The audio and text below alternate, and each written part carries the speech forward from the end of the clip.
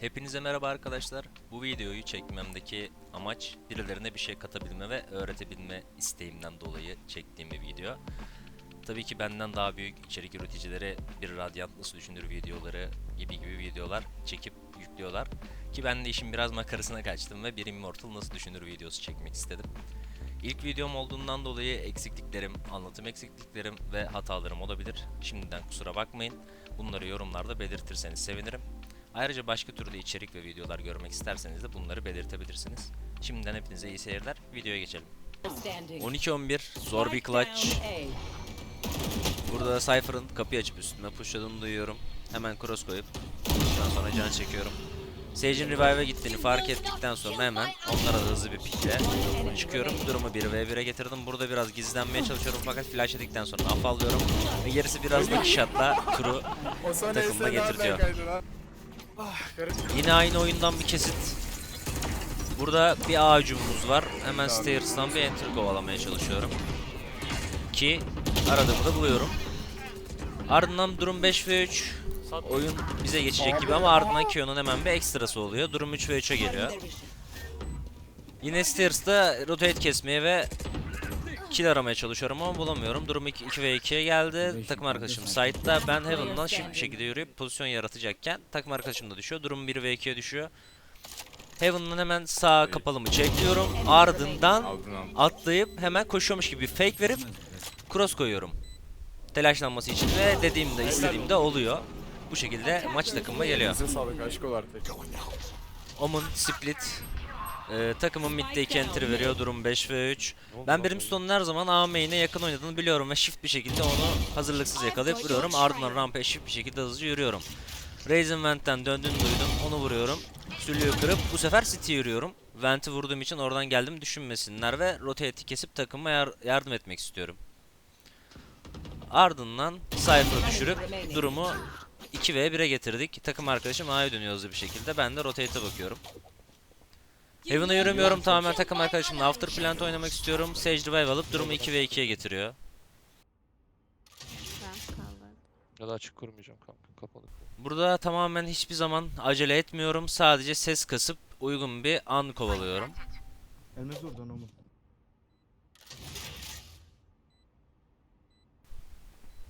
İkisinin de Vent'ten döndüğünün infosunu duyuyorum. Raze'e söylüyorum. Hemen Heaven'a bir smoke daha koyuyorum. Ona yardım etmek için. Sesini duyuyor biliyorsun değil mi? Ardından tamamen kapalı kalmasını istiyorum. Arkalarından yürüyeceğim.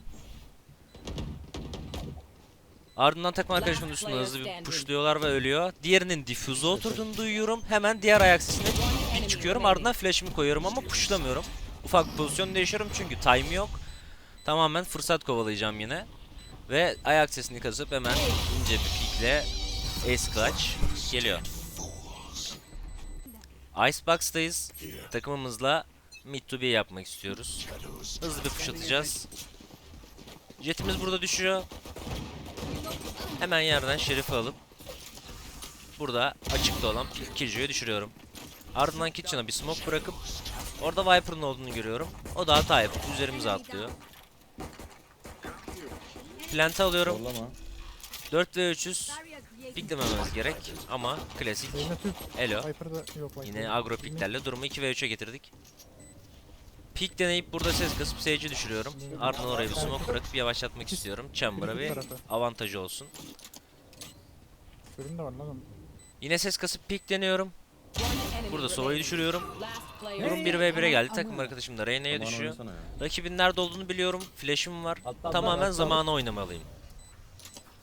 Burada pik deneyip vuramıyorum. Ardından flash'ımı atıp yine üstüme pushlayıp hata yapmasını bekliyorum ama yapmıyor. Ardından tamamen kaçıp gerisi de biraz maymunluğa kalıyor ve zamanı oynuyorum.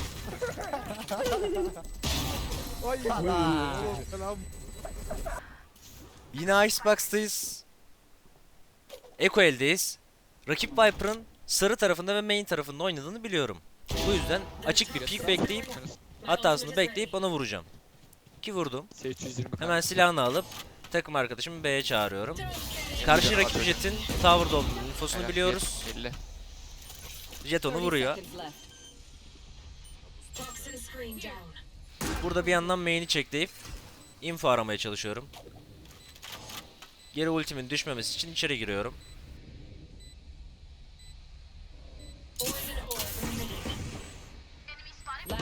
player standing. Jet main'den gelen Sova'ya düşüyor. Burada zaman kazanmak için hemen hızlıca bir zehir bırakıp backside'e shift bir şekilde devam ediyorum. Ultimi bir anda indirip açık bir pick arayacağım. One enemy Burada remaining. Sova'ya düşürüyorum. Yedi Ardından Sage'in Spike'ı bıraktığını düşünüp sağdan benim üstüme yürüdüğünü düşünüyorum Sağ ve kral. düşündüğümde oluyor. Eli sağlık kral. Ascent'teyiz. Rakip mid'i almış. Buradan in smoke birkaç spray deniyorum. 3 ve 300 ardından short'un gap'te olduğunu görüp cross'umu oraya çeviriyorum. Sova'yı vurduktan sonra bir tane daha lurk olduğunu düşünüp One enemy remaining. orayı da çıkıp vuruyorum. Spike down A. Sonrasında takım arkadaşım Kayo City'yi aldı. Ben de short aldım. Spike bizim. Bir yandan A main'den şüphelenip oraya da çekliyorum ufak ufak. Short'a bir smoke bırakıyorum. Last player Takım standing. arkadaşım Breach'e düşüyor midde. Breach'in ultisi olduğunu görüyorum. Hemen dar alandan çıkıp A main'e yakınlaşıp oradan cross'umu koyacağım. 30 Ultisi seconds boşa left. gidiyor. Tamamen cross koyduğum yere çıkıyor ve tur geliyor. Split'teyiz. Kimse konuşmuyor takımda, biraz keyifsiz bir oyun. O yüzden ben de kafama göre oynayıp A'dan ufak bir lurk deniyorum.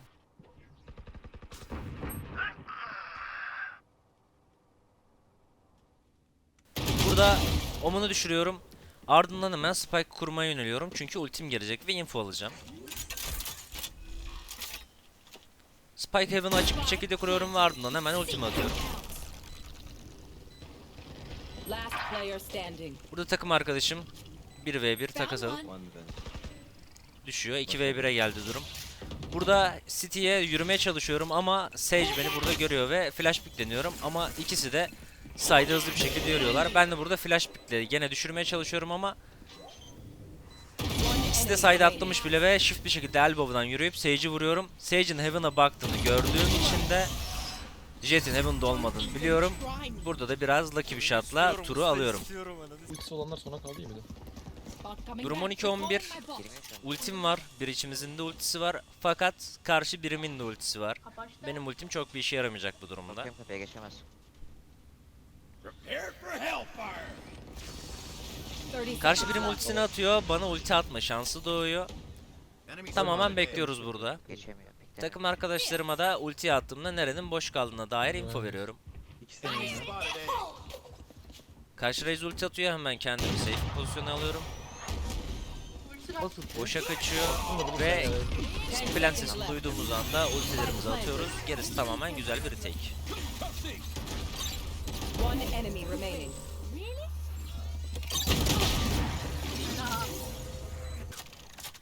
Burada takımım B oynuyor. Ben tamamen A'dan shift bir şekilde bayağı deep bir lurk atıyorum. Aynen kardeşim. Burada hemen hızlı bir rotate sesi duyuyorum. Hemen elime silahımı çekip onu vuruyorum. Ardından City'ye yürümüyorum. B-Link'e yürüyorum. Çünkü rakibin benim oradan geldiğimi düşüneceğini düşünüyorum ve tamamen B-Link'e yöneliyorum. Takım arkadaşım da benim güzel bir şekilde sızdığımı ve takımın yavaş oynamasını söylüyor.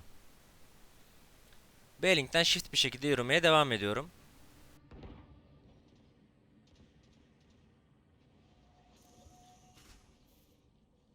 Burada biraz tetik disiplini yapmam gerek ama KO'yu direkt vurmamdaki amaç ultimin geleceğini bildiğimden tamamen 30 info için. seconds left. Burada Sage'in mid'den geldiğini görmüyorum. Map'e bakmamışım sanırım. Ardından arkadan biraz can çekişe Sage'i vuruyorum. Durum 2v1. Spike down B. Nerede? İnfosunu biliyoruz. Dinkte. Heaven'a hemen bir cage açıp Ama duvar değil. takım arkadaşıma spike kurması için ona zaman tanımaya çalışıyorum. Hiçbir şekilde dümdüz fight'e girmiyorum. Tamamen oyalamaya çalışıyorum. Canım az, kendimi baitleme amacındayım. İnce ince pikler atmaya devam ediyorum.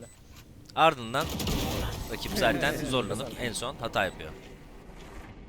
Yeni Vandal sende mi? Son olarak bu klibi koymamdaki asıl amaç bir nevi takım oyunu hakkında denebilir. İnfolaşmak ve biraz da bireysel beceri tabii. Rakip takım art pushluyor. 5 ve 300. Helal. Burada ben Sova'yla cebelleşiyorum tabii biraz. Ondan sonra durum 2 ve 2'ye geliyor bir anda. Takım arkadaşım main'e pushluyor. Biri burada biri main Ben de açtı, main Phoenix'in açtı. nerede ulti açtığının infosunu aldıktan sonra A main'e direkt Phoenix'in ultisine ulti atıyorum. Durumu 2v1'e getiriyorum. Neon main'de Viper'ın infosunu aldıktan sonra ben de onu oyalarken hemen diffuse'a oturuyorum ve oyun da böylece geliyor.